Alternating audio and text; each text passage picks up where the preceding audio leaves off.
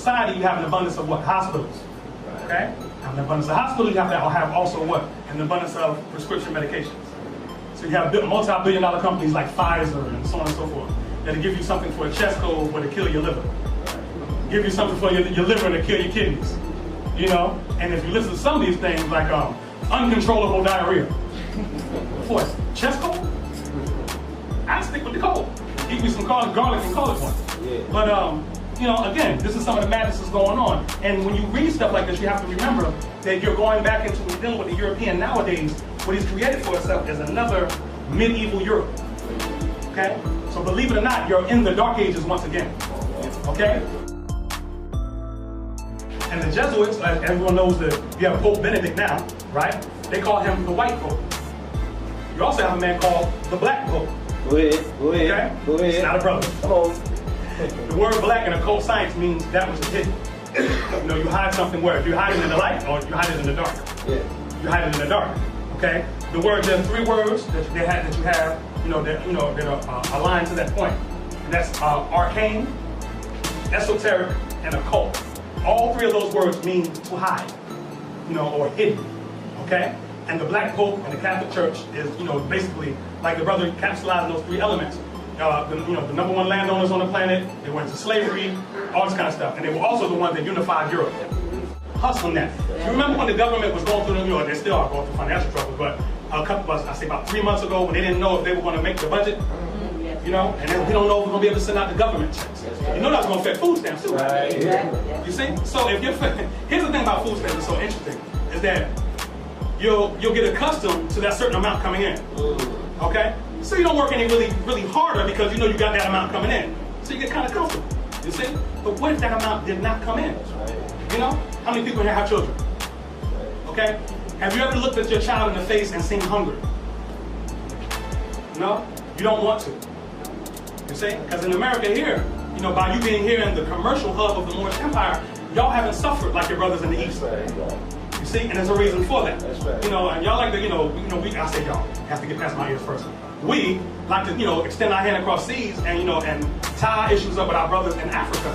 But you have to realize they're separate issues. They're separate clan and tribal issues. We're all Moors, all right? But there's different issues. Everybody remember the Liberia thing? I know I'm kind of jumping, but it's going to tie in. Liberia, okay? Remember when they took the so-called slaves from here and sent them to Liberia? What happened?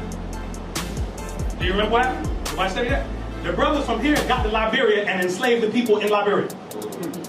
Just got out of slavery, and got to Liberia and strong-armed the brothers that were there.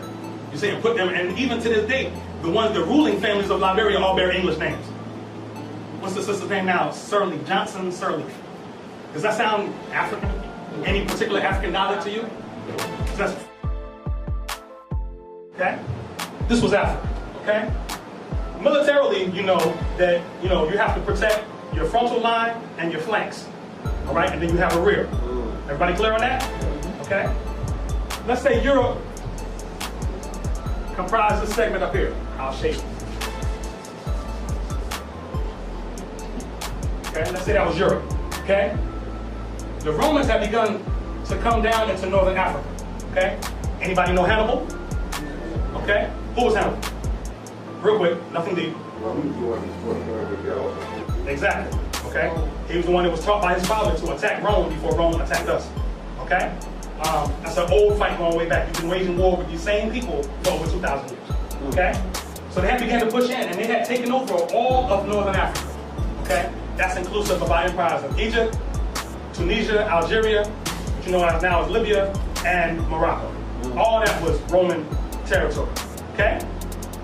The year, let's see, 610 AD, a little humble man in Arabia, Prophet Muhammad, peace be upon him, received a vision. There's a long story attached to that.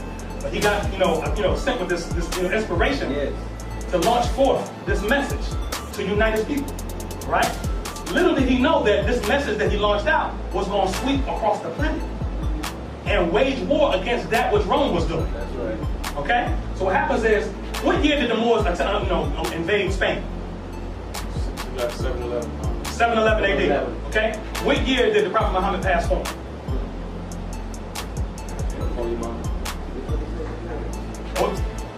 We don't say die. That's what, yeah, exactly. I avoid that term because Allah says, those, don't say those that die, going like that die, but they live on. Okay, so I'm trying to stay within law on that. Okay? Yes, sir. But what year did he go to the next round? 632. Okay? So you have 632. You pass this form. Okay? Moors invade 711. Okay? So what do we have? 79 years later. 79 years later. You have a people that was pumped up with so much zeal, right? From this message that swept across Northern Africa. From the time of 632, we had pushed to 711, we had pushed all the Europeans out of Northern Africa. With one ideology, which is a political ideology. We're going to go into that later on, of how Islam is not only a religion, but it's also a legal system. So when I read hadith that say that Prophet Muhammad pointed at the moon and half of it split and went down behind the horizon, and he pointed at it again and it went back and got back together, it's spookism. That's created to rival the teachings and the followers of Jesus, because they have stories on that. But Prophet Muhammad, peace be upon him, said, my greatest miracle was the Quran. That was it. And if he said, if I had any idea of what was going to go on tomorrow, I wouldn't have the problems going on in my life today. He was a real simple man. You see? And then the Quran, truthfully, doesn't call him Prophet Muhammad. It says Rasulullah Muhammad. When you take your shahada, Ashhadu an la ilaha illallah wa ashhadu anna Muhammadan Nabiullah or Rasulullah. Rasulullah, which means messenger of Allah. So the Prophet, how'd that get in? Once again, trying to rival the Hebrews who had all these different prophets. And what that meant to the Hebrews. You see? Not saying that Rasulullah wasn't a prophet. We're just saying he didn't say that of himself. And it's a great crime, it's considered treason in Islam to say something about Allah which he did not say or sanction. You see? And that destabilizes the state. Because think about that. The rumors that start in, let's look on a secular level. Okay? The things, lies that are created, let's say on Obama.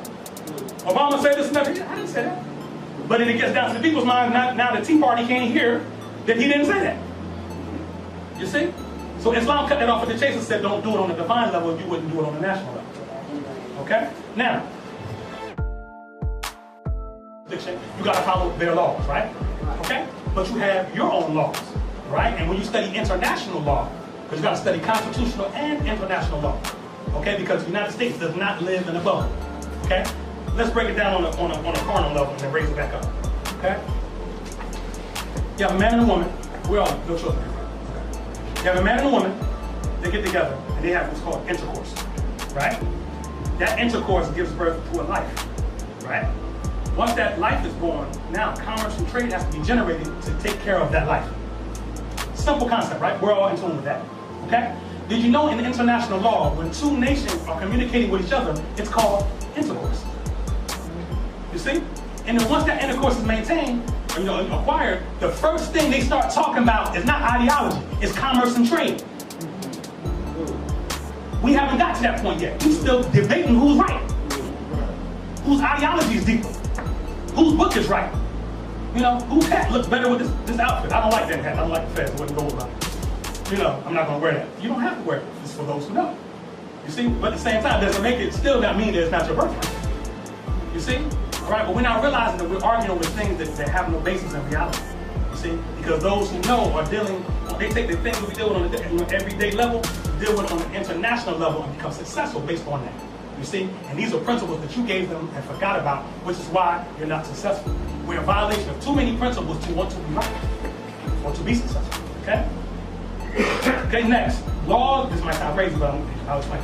Laws banning sex during menstrual. Okay? What that constitutes is public health laws. Okay? Don't you have a Department of Health? Isn't their duty to make sure that communicable diseases don't transfer person to person? Okay? Your forefathers were already dealing with that. Already dealing with it. You know what I'm saying? Because you cannot have a civilized society and not have that. That's right. You see? Again, this is not the Islam on CNN. I have to keep saying that. Okay? This is Moorish Islam. Yes. When I first got married the first time, they had like big blood test. Yes, sir. Put it on. Everybody get married. Now when I think about it, the reason why they were doing that. Well, I don't think they do that anymore. blood test. Yeah. They still do it, but remember the blood tests were because of the amount of amalgamation. They wanted to make sure that a lot of Asiatics who had a lighter hue, who were what they call passing, weren't marrying European women. That's what that started at. Research, it's a law called the Mann Act, okay, where they locked up the boxer Jack Johnson for crossing state lines with European women. That was the birth of the RICO Act. That's how that started. Okay? Next, laws on oath. Okay? Sounds simple, right? When you go to court, don't you take an oath? I swear or affirm that the statement that I'm about to give. You see, there's laws concerning that. Your forefathers were already dealing with that. Okay? We were very serious. The Moors were very serious about your word. You couldn't give your word to us and break it. I couldn't give my word to Imam Umar that I was going to come here from Atlanta and not come. Because that would mean in our society that I'm nothing. You see?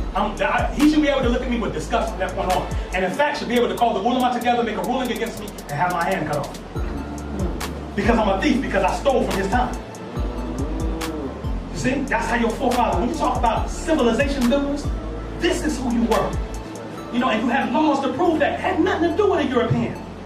Period. Okay? The next two, divorce laws. And those in the Quran are so intricate. Okay? Because it's forbidden for a man to just leave a woman and just, like, I'm just leaving because of whatever. No. It's categories that have to be fulfilled. She has to be maintenance for 1 year at least. Has to be maintained for her. You know, that's whatever European court. We didn't need a European court to tell us, 50% of your wages or child support. Right. You know how many brothers have paid child support? Anybody? Brother. I'm with all my kids, but I'm a barber, so I hear brothers come to me like I'm a psychiatrist, right? Dr. Phil Beck, right? And I hear stuff, man. My heart goes out to them, man, because like I know how proud we are, as Moorish men. You know what I'm saying? And to have to stand before a judge and deliberate about a child that you helped bring into the world. The judge was not in the. Be real with y'all. The judge wasn't in the bedroom when y'all made that baby. So it has no business. You have no business before the judge dealing with the rights of that child. You two adults should have a divine creed and birthright real quick attached. And that's working for you to such a degree. You can come together and you can't arbitrate it. You come to the imam, you come to the governor, you come to the sheikh, whoever it is, and arbitrate it because we're more learned than the law. You see? And then we arbitrate it without even seeing a European.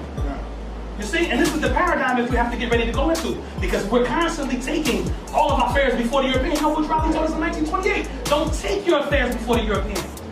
If two brothers are beefing, y'all deal with it. Right now, as a grand governor, I hold a pretty high post in something. But my head is on the chopping block because I'm bound by law. And I got people I got to answer to. And if I get out of pocket, I get tried. We have our own trials. You stand trials and you get punishments and all of that. You see what I'm saying? And I'll gladly, because the part of the oath you have to take to become a Moorish official is that you have to be willing to go through those punishments. You see? That's how